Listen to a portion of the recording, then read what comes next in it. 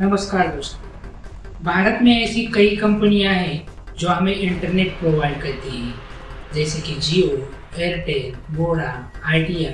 ये सारी कंपनियां हमें 5G इंटरनेट प्रोवाइड करती हैं, जिनकी स्पीड भी काफ़ी अच्छी है। हाँ, वो अलग बात है कि इन कंपनियों ने उनके रिचार्ज के दाम कुछ से ज़्यादा ही बढ़ाए हैं। अगर कोई सर्विस हम किसी से लेते हैं या किसी जगह हम जॉब करते हैं तो हमें मंथली रिटर्न मिलता है या मंथली सैलरी मिलती है। पर आज तक किसी कंपनी ने 28 दिनों के बेसिस पर सैलरी नहीं दी है। वैसे ही अगर हम फिक्स डिपॉजिट या म्यूचुअल फंड में इन्वेस्टमेंट करते हैं तो वो बैंक हमें 28 दिनों के बेसिस पर इंटरेस्ट नहीं देती है। उसके लिए 30 दिन पूरे होने पड़ते हैं। पर भारत की सरकार पता नहीं क्यों सिर्फ इन टेलीकॉम कंपनियों पर इतनी मेहरबान है कि इनके लिए 28 दिनों का एक मंथ बनाया गया है। रिचार्ज बढ़ाकर महीनों के दिन कम करने से इन टेलीकॉम कंपनियों का तो बहुत फायदा हुआ ही है, पर इस सब का बोझ एक मिडिल क्लास उठा रहा है। मगर इनजस्टिस करने के लिए भारत सरकार इन टेलीकॉम कंपनियों को क्यों मदद कर रही है, यह भी सोचने वाली बात है। अगर ऐसे ही हम भारतीय इन टेलीकॉम वालों की मनमानी करने देंगे तो हो सकता है कि ये अगले कुछ सालों बाद 28 की जगह 25 दिनों का मंथली रिचार्ज प्लान करें। तो चलिए अब बात करते हैं ऐसी ही एक अमेरिकन कंपनी के बारे में जो भारत सरकार से कॉन्ट्रैक्ट करते हुए नजर आ रही है।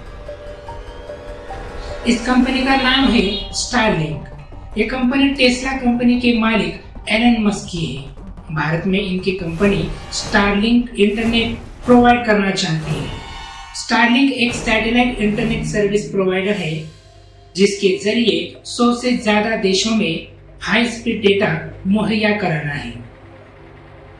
केवल बेस्ट ब्रॉडबैंड सर्विसेज से अलग टेस्ला की सीईओ की स्टारलिंक किसी भी ऐसी जगह काम करता है जहां से सीधे आसमान का व्यू मिलता हो। इसका मकसद पृथ्वी के दूर दराज की जगहों पर भी इंटरनेट कनेक्टिविटी उपलब्ध कराना है। स्टारलिंक क्या है और कैसे काम करता है? स्टारलिंक लोअर अर्थ ऑर्बिट में हजारों छोटे सैटेलाइट्स के जरिए इंटरनेट सर्विस प्रोवाइड करता है। ट्रेडिशनल ब्रॉडबैंड सेवाओं के विपरीत स्टारलिंक केवल या कुछ बड़े सैटेलाइट्स पर निर्भर नहीं करता। इसके बजाय ये सैटेलाइट्स के बीच कम्युनिकेशन के लिए लेजर का इस्तेमाल करता है, जिससे ग्राउंड स्टेशनों पर निर्भरता कम होती है और लो लेटेंसी और हाई स्पीड सुनिश्चित होती है। एयरटेल की बात करें तो एयरटेल ऐसी सबसे पहली कंपनी है जिसने एलन मस्क के स्टारलिंक के साथ हाथ मिलाया है। एयरटेल ने मंगलवार को एक रेगुलेटरी फाइलिंग में इस एग्रीमेंट की जानकारी दी। इस डील के तहत स्पेसएक्स का Starlink satellite internet service Bharat में लॉन्च होगा।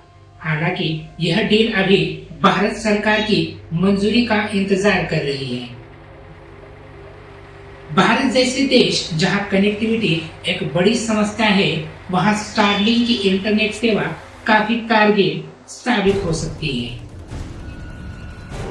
स्टारलिंक ऐसी जगहों पर ब्रॉडबैंड इंटरनेट सेवा उपलब्ध करवा सकती है जहां ऑप्टिकल फाइबर पहुंचना काफी मुश्किल काम होता है। फिलहाल ये सेवा काफी महंगी है।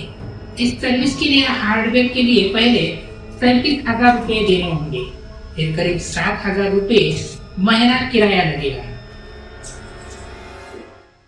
अब मजे की बात यह है कि एयरटेल और जियो स्टारलिंक के जरिए लोगों का कितना रुपया खर्च करवाते हैं।